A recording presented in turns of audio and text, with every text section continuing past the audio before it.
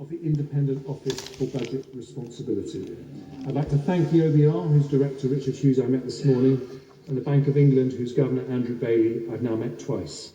I fully support the vital independent roles both institutions play, which give markets, the public and the world confidence that our economic plans are credible and rightly hold us to account for delivering them. But I also want more independent expert advice as I start my journey as Chancellor. So I'm announcing today the formation of a new Economic Advisory Council to do just that.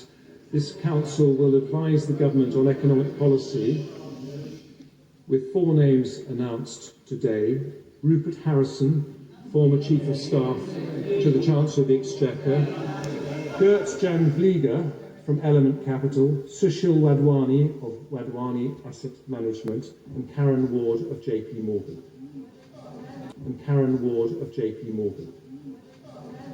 Mr. Speaker, we remain completely committed to our mission to go for growth, but growth requires confidence and stability, which is why we are taking many difficult decisions starting today. But whilst we do need realism about the challenges ahead, we must never fall into the trap of pessimism.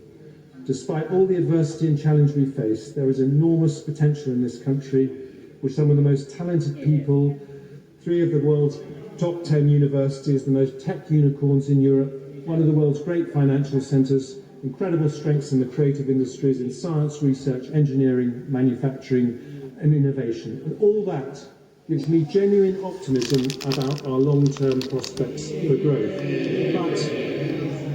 But to achieve that, it is vital we act now to create the stability on which future generations can build. The reason the United Kingdom has always succeeded is because at big and difficult moments we have taken tough decisions in the long-term interests of the country, and in a way that is consistent with compassionate conservative values. That is what we will do now, and I commend this statement to the House. I now call the Shadow Chancellor, Rachel Reeves. Thank you, Mr. Speaker. As I regularly say now, I welcome the new Chancellor to his place. The 4th in 4 months of chaos and fiasco as this Conservative government spirals down the political plug hole. But the damage has been done. This is a Tory crisis made in Downing Street, but ordinary working people are paying the price.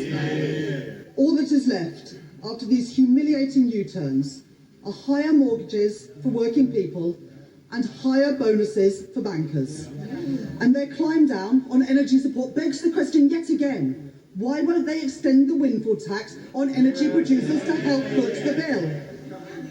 Now, it is good to finally see the Prime Minister in her place, and not, as the Leader of the House had to assure us earlier, under a desk. But, Mr. Speaker, what is she left with? No authority, no credibility, no plan for growth, and it is clear to see the people who caused the chaos cannot be the people to fix the chaos. They are out of ideas, out of touch and out of time. Now, the Prime Minister should have spoke to the House today. But we know that she cannot do that with a shred of credibility, given that the survival of this government now depends on smashing to smithereens everything that she stands for. And now she is attempting to reverse everything that she campaigned on. It is not just impossible, it is absurd. The Prime Minister is barely in office and she is certainly not in power. Only 5 days ago, the Prime Minister... And then come along, show true leadership and ask people to come with you by inspiring them. This Prime Minister has done none of that. So why should we follow her when she's shown no leadership whatsoever but has hidden away? I think that if you spoke to any member of the Ukrainian Parliament, they would tell you that our Prime Minister has shown leadership. Thank you, Mr. Speaker. Urgent business, we are told by the leader, prevented the Prime Minister from coming to the House. What on earth could have been more urgent than coming to atone for the economic chaos that she has wrought on pension holders and mortgage payers across these islands, and especially in Scotland, where the party opposite enjoy no mandate whatsoever? The Prime Minister thanked her former Chancellor for the excellent work that he had done. Can the Leader of the House explain, or maybe now the Prime Minister's turned up, she can the Leader of the House explain, thanked for what? The honourable gentleman will know that the Prime Minister has Prime Minister's questions every single week. He can put questions to her there. There was very good reason, as I have repeatedly explained to the House, why she could be here. You will notice that she is present here now.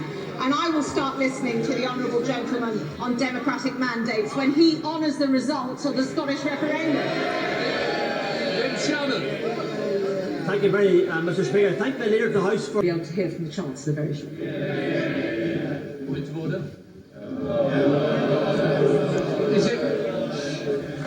Is it relevant to the questions?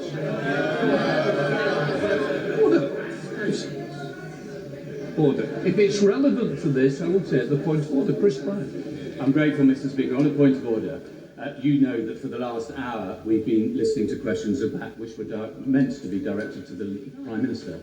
The Leader of the House said repeatedly that there were reasons that the Prime Minister couldn't be here. If there were legitimate reasons, I'm sure every single member of this House would want to hear them. Now that the Prime Minister has arrived, would this not be a perfect opportunity for her to be able to explain why she was not able to do it? Just to say, and let's just put this to bed, it's not for me, it's for the government to put forward the ministers to respond to urgent questions once granted. And it's not a matter for the chair. The honourable member has put the point on the record, and I know that the Prime Minister is now in her place, but we now come, before I call the Chancellor to make his statement. Just get up and tell us. Go on. Mr. Bradshaw, I expect better. I want you to be silent while I read this. This is very important. Before I call the Chancellor to make a statement, I'd like... There's some... Yes, and I think so. It's a few times today. And that's the third apology. I don't want any more. Before I call the Chancellor to make his statement, I'd like to point out that British Sign Language interpretation of proceedings is available to watch on Parliament Live TV. So I now call the Chancellor of the Exchequer. Chancellor.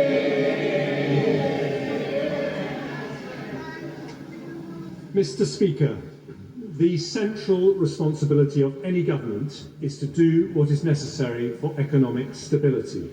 We're being cut. But Mr. Speaker, I want to be completely frank about the scale of the economic challenge we face. We have had short-term difficulties